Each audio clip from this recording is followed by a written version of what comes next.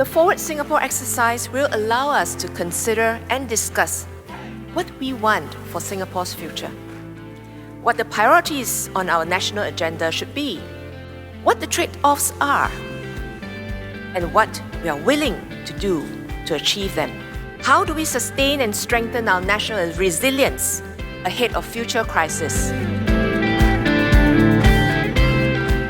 So I pledged in Forward Singapore that my entire company, we're not going to be using bottled water. We don't use bottled water anyway.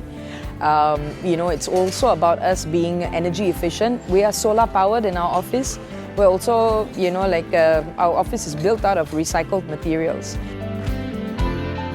Communities are also playing an important role in environmental stewardship by bringing attention to local environmental issues and mobilizing people and resources to address them. We have a vibrant civil society contributing to the protection of our environment. Each and every Singaporean be personal stewards ourselves, right? Don't rely on the government, don't rely on just the private sector to play their respective roles, but each of us as an individual, right?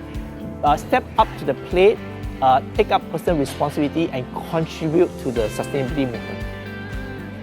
I pledge to reduce food wastage. It's because a lot of pupils in our school are not recycling right, because most of them just dump their food inside the food return point, and that is not good because there will be lesser food scraps inside the sifter.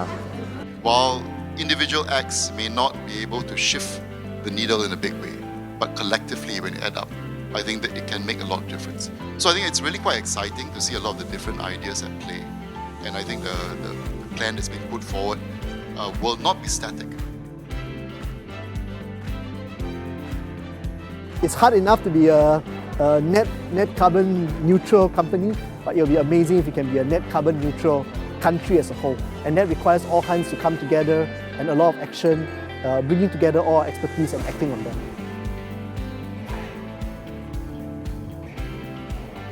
We are already seeing signs of climate change around the world. So this is not something that we should wait.